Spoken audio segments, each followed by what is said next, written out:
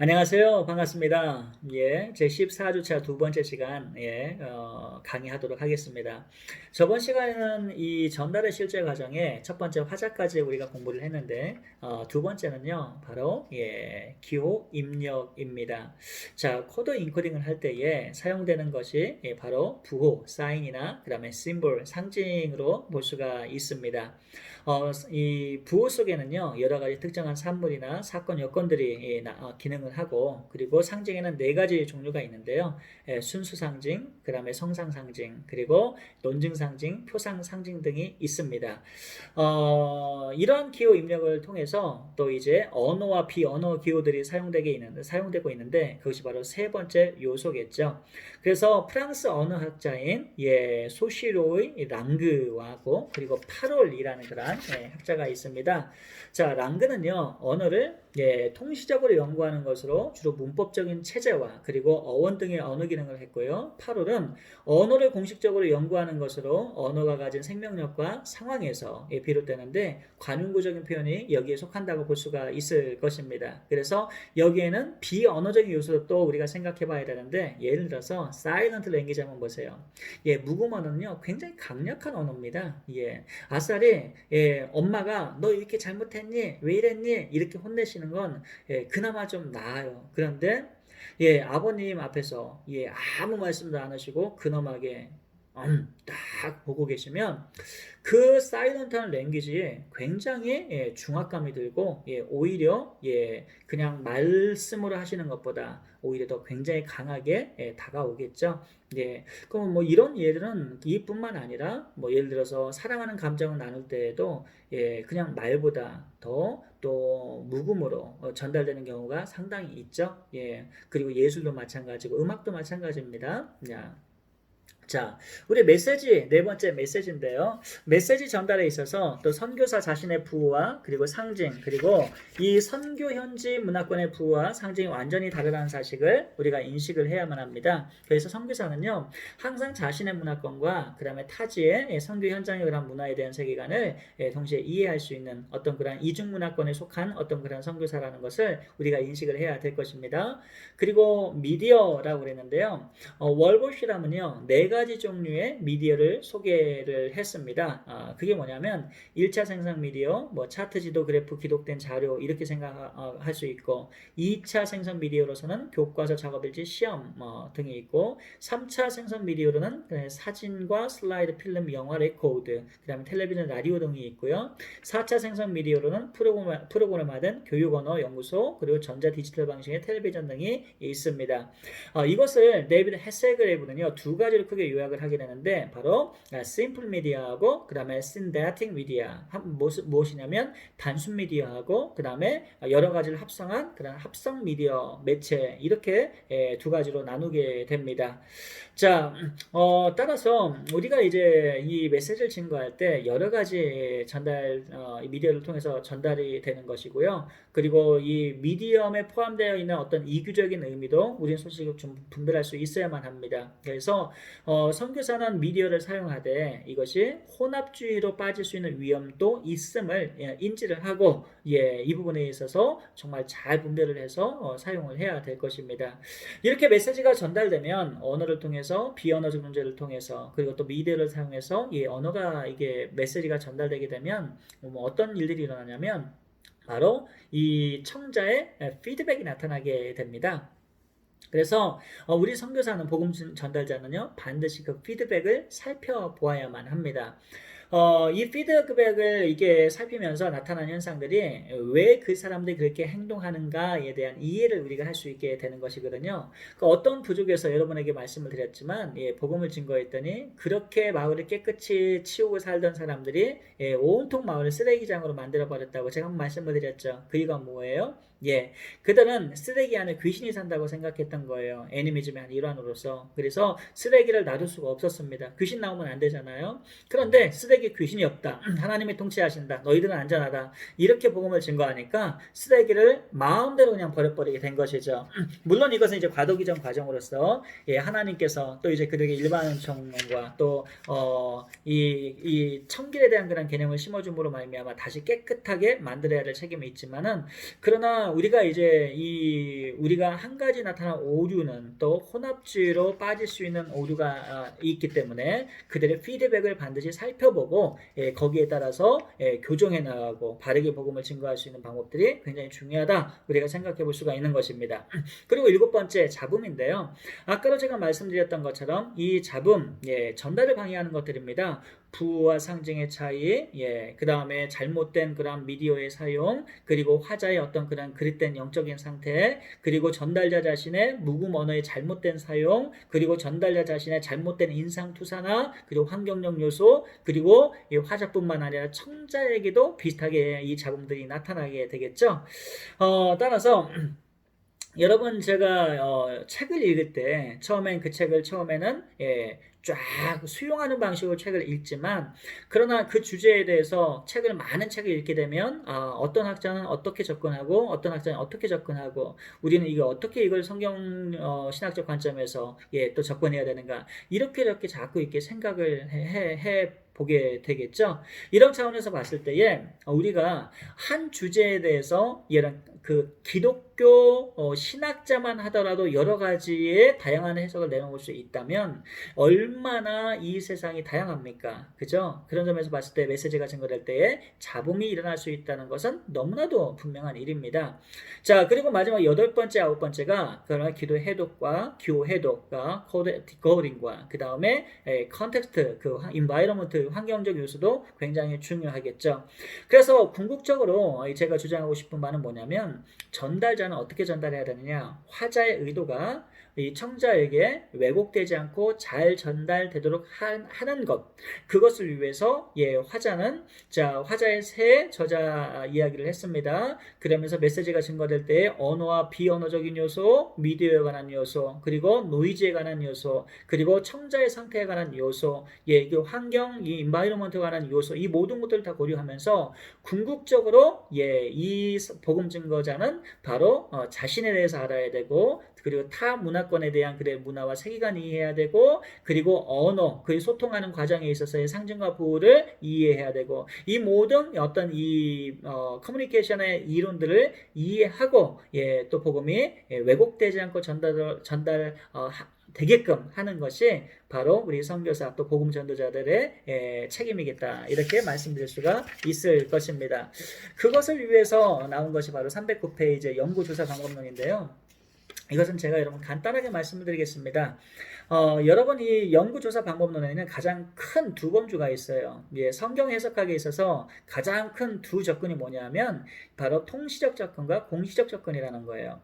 통시적 접근이라는 것은 디아크로닉 어프로치를 말하는 거고 공시적 접근은 싱크로닉 어프로치를 얘기해요. 디아크로닉이라는 것에서 크로닉은 여러분 시기를 말하는 거고 디아라는 것은 through 즉 뭐뭇을 통하다라는 뜻이에요.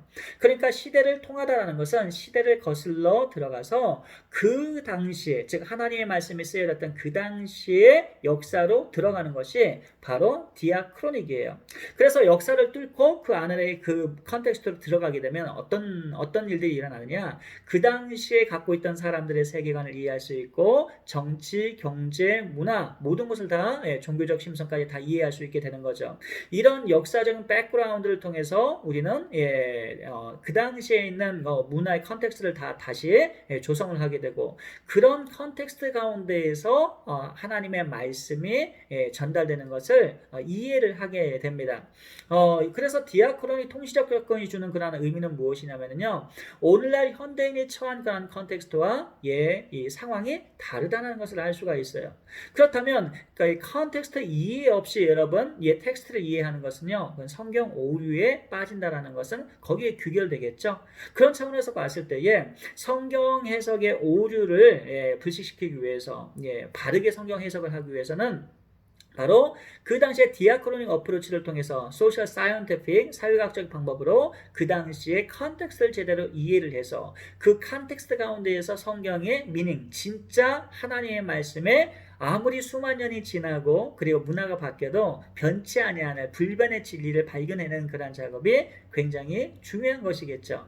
이러한 디아크로닉 어퍼치를 그 연구를 바탕으로 스터디를 바탕으로 바로 우리는 싱크로닉 어프로치, 이 싱크로닉 스터디를 하게 됩니다. 예. 자, 싱크로니라는 것은 뭐냐 하면 싱이라는 것은요. syntax라는 뭐 이게 synthetic 하면 종합하다라는 거 있지만 같은 선상안을 말하는 거예요. 예. 그래서 이 크로닉 지금 현재 동시대에 일어나고 있는 이러한 일들을 연구하는 것 그게 바로 텍스트 연구죠. 그래서 오늘날의 환경 속에서 주어진 이 텍스트를 싱크로닉하게 동시대의 어떤 그러한 텍스트를 연구함으로 인하여서 결국에는 예전에 또 고고학을 통하여서 또 정중 연구 방법론이나 통계학 연구 방법론이나 여러 가지 이러한 싱크로닉 어프로치와 함께 이 디아크로닉과 싱크로닉 연구 방법론을 종합해서 결국에는 원하는 어떤 그런 답을 찾아가는 것이 바로 이제 참여적 관찰 방법이라 이렇게 생각해 볼 수가 있을 것입니다. 이러한 참여적 관찰 방법 말고 그리고 또 일반적인 어떤 그러한 조사 방법 등이 있어요. 일반적으로 여러분 조사할 때 여러분 어떻게 조사합니까? 여러분 간단하게 문헌 조사하면 되는 거죠. 가장 기본적으로 문헌 조사하고 문헌만 합니까? 아까 말씀드렸던 것처럼 참여적 관찰 방법 할 수 있어요. 직접 찾아가서 종종 연구나 통계학적 방법 할 수 있고 퀘스천웨어 즉 설문지 돌릴 수도 있고요. 그 다음에 이렇게 현장 조사와 함께 비참여적 관찰도 할 수 있어요. 어떻게 직접 참여하진 않지만 도서관에서 또 여러분 비참여 즉 그 문화를 객관적으로 바라보려고 하는 어떤 그런 시도를 말하는 거겠죠. 그래서 그 문화를 객관적으로 이해하려고 하는 그런 작업들을 말하는 것이고 또 면담 조사 등 그리고 또 이 포멀한 어떤 그런 카운슬링이나 인포멀한 그런 카운슬링을 통해서 우리가 일반적인 어떤 조사 방법으로 원하는 그런 메시지를 또 이끌어낼 수 있겠다. 또 증거할 수 있겠다. 우리가 생각해 볼 수 있을 것입니다. 자, 그리고 이 책의 마지막 하이라이트가 저는 개인적으로 10장이 가장 중요한 이 책의 결론이라고 좀 말씀을 드리고 싶어요. 왜냐하면 성교 변혁의 신학적 이 네 가지 모델을 이해한다는 것은 무엇을 의미하는 거 아니요? 여러분 여기에서 이제 좀 더 세분화돼서 여러분 이론화시킨 그러한 학자들도 있긴 있어요. 그런데 이 성교 변혁의 신학적 네 가지 모델이요. 첫 번째 두 가지 인류학적 모델하고 그래야 상징주의 모델은요. 에큐메니칼 소위 이 WCC의 에큐메니칼 학자들이 굉장히 좋아하는 그러한 신학적 모델이에요. 왜 좋아하는지는 제가 설명을 차차 드릴게요. 그리고 나머지 이 번역 모델, 유진 나이다의 번역 모델, 역동적 등가 모델이라고 하죠. 이 역동적 등가 모델하고 그 다음에 초문화 신학 모델은요. 우리 개혁주의 또 보수적인 컨저버티브 이반젤리스트, 이반젤리컬 어떤 이 학자들이 스칼러들이 좋아하는 어떤 그러한 방법 모델이라고 여러분 생각하시면 되겠습니다. 자, 물론 이제 오늘날 상황하에서도 로버트 슈나이더와 같은 그러한 박사를 뭐 루즈 베스탁 같은 그러한 이제 카톨릭 신학자 루즈베탁 같은 그런 학자들이 우리가 찾아볼 수가 있는데 그리고 또 여러 상황화 신학자도 우리가 살펴볼 수 있는데 그들이 이제 우리와 개혁주의 신학과 좀 결을 달리하는 그 이유가 무엇인가 하게 되면 전제가 다르게 돼요. 신학적 이해가 다르기 때문에 그래요. 그러니까 신학적인 전제가 다르기 때문에 계속해서 평행선으로 갈 수밖에 없게 되겠죠. 자, 그렇다면 첫 번째 우리 인류학적인 모델이 뭔가 우리가 한번 생각해 봐야 될 거예요. 자, anthropological 모델 여러분 anthro 사람에서 왔죠? anthropos 안드로포스. 자, 그러면 여러분 이 사람을 위한 그런 모델이라고 그랬습니다. 뭐가 생각나요? 사람들이 추구하는 그러한 신학 모델을 말하는 거겠죠. 여러분 우리가 크리스찬이가 참된 크리스찬이티가 되려면 복음이 참된 복음이 되려면 우리는 하나님의 말씀이 말씀되게 해야만 합니다. 그런데 이 복음이 하나님께서 우리에게 계시를 주신 그런 말씀으로서 우리에게 다가오는 것이 아니라 하나님 말씀이 아니라 인간들이 원하는 인간들이 만들어내는 하나님의 말씀으로 되어버리면 어떤 문제가 생겨요. 사람이 듣기에는 좋겠지만은 사람들이 그것을 받아들이기에는 너무나도 행복한 일이겠지만 그러나 하나님의 뜻과는 전혀 관계가 없게 되겠죠. 그래서 여러분 이 신학 모델은요 아래로부터의 그런 신학 모델이라고 그래요. 왜? 사람들이 원하는 신학 모델이거든요. 예. 그러다 보니까 해석파들이 나오게 되고 성경 신학에 있어서 예. 그리고 또 불투만 학파가 속한 그리고 정치 신학이나 그리고 또 인본주의적인 그런 신학이 다 여기에 속한다고 여러분 보시면 되겠습니다.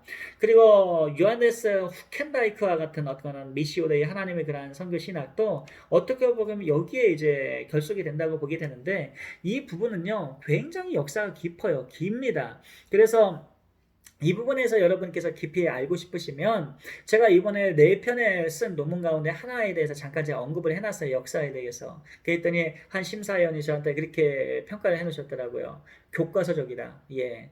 굉장히 깊게 자세히 다루어줘서 감사하다. 이런 얘기를 하셨어요. 그러니까 무슨 얘기냐면 미시오에 대한 개념 하나의 용어만 가더라도 바로 WCC 에큐메니컬 학자들이 이해하는 미시오데이와 그 다음에 우리의 개혁주의 신학자들이 이해하는 미시오데이 개념 차가 발생합니다. 예, 신학적인 차이 때문에.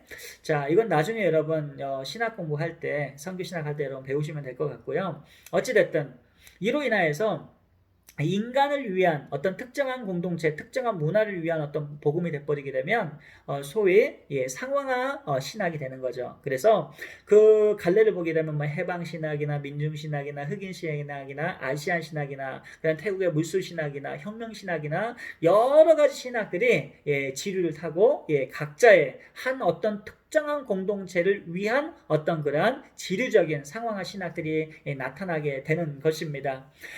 그래서 이것은 바로 인간의 존엄성과 인간의 완성을 위한 어떤 그런 해방의 모티브를 중시할 수밖에 없게 되겠죠. 그리고 이들이 주장하는 그런 구원의 의미는요, 성경이 말씀하고 있는 영적인 구원의 의미하고는 좀 다릅니다. 왜? 사람들이 눈에 보이는 가시적인 인간들을 위한 어떤 그런 모델을 추구하기 때문에 굉장히 현세적이고 그리고 정치적입니다. 예. 자, 넘어가서 두 번째 에큐메니컬 학자들이 좋아하는 그러한 신학 모델은 뭐냐? 바로 상징주의적인 모델이라고 볼 수가 있을 것입니다. 세미아틱 모델인데요. 셈이라는 것이 뭐냐면 SEMI는요 절반이라는 뜻이에요. 여러분 사과를 절반으로 자르게 되면 단면이 똑같죠. 잘린 부분이. 그래서 절반 합하면 하나의 사과가 됩니다. 이것이 무엇이냐면요 기독교를 이 절반짜리 하나의 종교의 Christianity로 본다는 것이죠. 이게 바로 기호학적인 즉 상징주의적인 모델이라고 얘기하는데 이것은 이 기독교를 하나의 기호로 인식을 하게 되면요 예를 들어서 한글이 여러분 가나다라 마바사 아차차카타파하 뭐 이런 게 있지 않습니까? 그러면 이 기억에 해당하는 영어의 표현을 보게 되면 K나 찾아볼 수 있죠. 그다음에 유음이 나타나는 G 이렇게 볼 수가 있는데 아마 이제 이 유음이 아닌 어떤 무음으로 써야졌기 때문에 K를 더 많이 선호를 하죠 사람들이. 어찌됐든 이렇게 기호에 맞는 것들을 찾아 나서는데 한글이 예를 들어서 Christianity 기독교라면 영어를 예를 들어서 부디즘이나 이슬람이나 아니면 힌두이즘에서 어떻게 절반 합쳐가지고 하나의 어떤 그런 궁극적인 같은 그런 종교로 이렇게 보는 그런 방식입니다. 그러니까 이렇게 이야기할 수 있는 게 뭐냐면 폴 틸리가 얘기했던 ground of being이라는 그런 존재 기반 때문에 그래요. 뭐냐면 이 존재 기반을 통해서 여러 형태의 종교들도 나타났다는 거죠. 한마디로 저울 위에 한 사과 바구니가 있는데 사과 바구니 안에는 여러 종교의 애플들이 있어요. 크리스찬이티 애플, 부디즘 애플, 힌두이즘 애플, 이슬람 애플 등 그다음 샤머니즘 애플 등 많은 종교들이 있는데 크리스찬이티를 어로 보는 겁니다. 많은 것 중에 하나. 그래서 기독교에도 구원이 있지만 존재의 그라운드, 저울은 뭡니까? 바로 그라운드 오브 빙이라는 거예요. 이 존재의 기반으로 인하여서 나타난 올려진 그런 종교들이기 때문에 궁극적으로 내려가게 되면 존재 기반에 닿게 될 것이고 결국 이것이 나온 결과는 뭐예요, 여러분?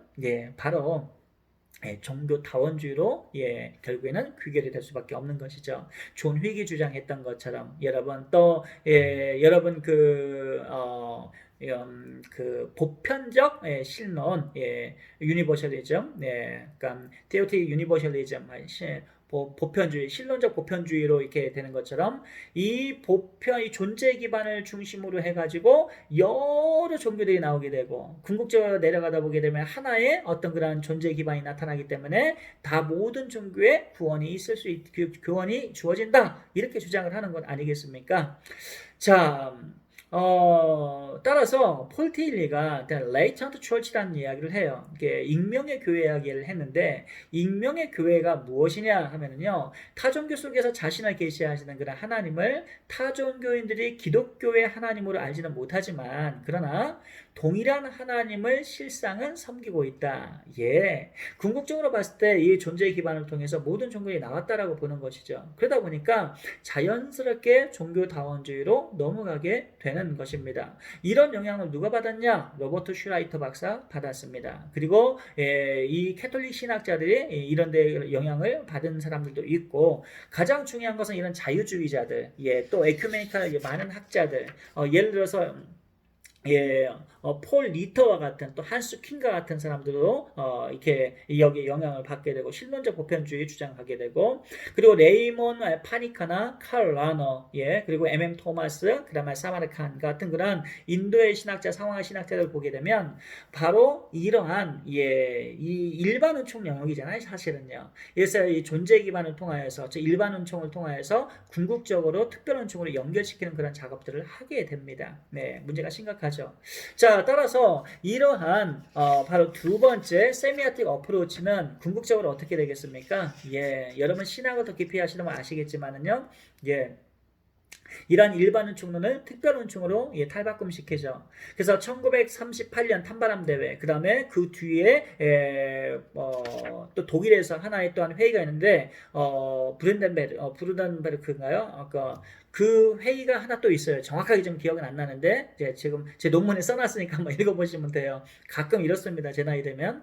자, 그래서 1952년에 빌링겐 대회에서 후켄다이크가 샬롬 신학을 이야기를 하는 거예요. 그래서 우리 개혁주의자들은요, 이 선교를 하나님의 선교를 교회를 중심으로 하여 즉 성경을 중심해서 또 구속 언약을 통해서 여러분이 선교를 이해하기 때문에 교회의 중요성 그리고 선교에 있어서 교회의 몫이 사명이 굉장히 중요합니다. 성경과 맥을 같이 하기 때문에 그러나 이제 이 WCC 학자들 가운데에서는 이러한 선교 방법보다도 이 미시오 데이를 다른 방식으로 더 이해를 하는 그런 경우가 있죠. 그러니까 지금까지 그래서 이 WCC와 로잔에 대한 어떤 그런 입장이 서로 결을 달리하는 것입니다. 어쨌든 자, 넘어가서 세 번째 우리 쪽 한번 살펴볼게요. 역동적 등가 모델이라는 게 뭐냐 하면요, 다이나믹 이퀴벌런트 모델이에요. 다이나믹, 역동적으로 만들어주자. 뭐를 어떻게 이퀴벌런트 동등하게, 그러니까 역동적으로 아주 창조적으로 동등하게 만들어주자는 신학 모델이에요. 뭐를요? 번역을요. 선교를 하려면 메시지를 증가하려면 번역이 필요하잖아요. 그러니까 번역을 하려면 여러분 이게 쉬운 일이 아닌 게 여러분 어린아이와 어른이 만날 수 있는 것처럼 우리 문화권 가운데서도 고등 문명 그리고 고등 언어를 사용하는 그리고 또 우리 문명이 굉장히 발전한 그래서 언어를 우리 한국 사람만 같아도 대학을 다 대부분 80%가 다 나오기 때문에 졸업하시기 때문에 약 2만 5천에서 3만 단어를 사용을 해요. 우리 한국 사람이. 그런데 이렇게 수많은 그러한 전문 용어를 사용하고 있는 우리 한국 사람이 선교사로서 예를 들어서 나미비아나 아프리카인 부족으로 들어갔다고 생각해 봐요. 그들의 삶에 있어서는 몇천 단어만 있으면 충분히 생활이 가능해요. 그렇게 uneducated people에게 또 복음을 증거할 때 문제가 생겨요. 왜? 우리가 알고 있는 용어의 이해를 가지고 전달하다 보면 그들이 이해하지 못한 용어가 나오게 돼요. 어떻게 해요? 그렇게 되면 방법은 두 가지죠. 첫 번째 방법, 하나는 논높이를 해준다. 그들의 언어로 복음을 증거한다. 한 가지 방법이 있어요. 가장 쉬운 방법이에요. 그런데 잘 보세요. 여러분 얼마나 심오합니까 신학이. 또 그리스도의 복음을 증거한다는 것이 얼마나 또 깊이가 있습니까. 근데 안타깝게도 그들이 그 용어를 가지고 있지 않을 때 어떻게 해야 되겠어요. 깊이 있게 또 말씀을 전하거나 또 복음을 증거할 때 그때는요 그들을 교육시켜야 되겠죠. 이런 차원에서 우리는 역동적 등가 모델을 생각할 수 있습니다. 그래서 소위 이 역동적 등가 모델을 뭐라고 말하느냐, 번역 모델이라 이렇게 말하는 이유가 거기에 있습니다. 자, 네 번째, 제가 유진나이다에서는 할 말이 많아요. 근데 시간이 별로 없기 때문에 제가 다음 시간에 기회가 될지 모르겠지만 유진나이다가 쓴 그런 번역 방법을 그 책을 번역서를 이 선교할 때 쓰는 번역하는 방법을 우리 불교의 조계종에서 그대로 복사를 해가지고 불교를 전하는 데 사용하고 있습니다. 얼마나 잘 쓰여졌는지 여러분 아시겠죠? 성공의 목사님인데 대단하신 분이에요. 자, 네 번째 마지막입니다. 초문화 신학 모델입니다. 자, 이 초문화 신학 모델은요, 제가 이번에 쓴 논문, 여러분, 엘랭티스, 한국복음주의 선교신학교에서 제가 썼는데, 거기에서 엘랭티스에 대한 논문을 여러분 한번 읽어보시면 되겠습니다. 특별히, 여러분 이 복음은 초문화적이죠. 예. 그러니까 문화 안에서 녹아내리면서도 전달이 되면서도 그 복음을 함유하고, 복음을 또 모든 걸 통과하는 어떤 초월하는 또 트랜센던트한 어떤 그런 성향이 있습니다. 그래서 예, 그 문화 내외적으로 모든 것을 다 감싸는 것이 복음이라고 여러분 우리가 생각할 수가 있는데, 두 번째 326페이지 보시게 되면 통문화 신학과 또는 교리 신학의 모델이라고 이야기를 했습니다.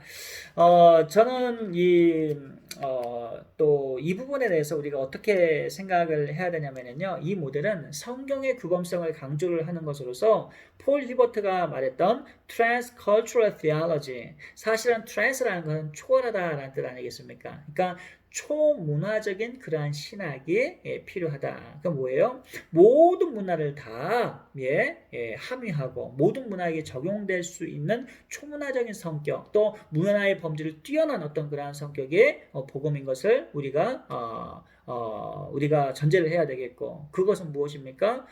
모든 문화의 어떤 그런 기준이 복음이 되어야 된다는 것도 의미를 맥을 같이 한다고 볼 수가 있습니다. 그래서 무엇이 규범이냐 했을 땐 컨텍스트가 아니라 텍스트인 복음이 규범이 norm이 되어야 된다는 것이죠. 그리고 이 복음은 또 역사 가운데 실현됐기 때문에 역사성, 그리고 또 통일성, 성령의 통일성에 입각해서 무하고 또 성령의 권위가 존중을 받고, 그리고 성경의 어떤 가르침대로 또 이제 복음이 전달되는 이런 문화 일을 해야 된다는 것을 우리가 살펴볼 수가 있는데요. 그래서 성경의 초문화적인 어떤 그러한 성격과 특정한 문화적 조건성은 점진적 계시의 특징이라 이야기하고 있는데, 이 부분에서 여러분 에큐메니컬 라인의 몇몇 학자들이 타 종교에 있는 일반 은총론을 이해를 하게 되면서 그러면서 어떻게 해요? 특별 은총으로 연결시키는 작업들, 폴 틸리가 했던 일들을 요 근래에 다시 하는 학자들이 있어요. 그러면서 뭐라고 말하느냐?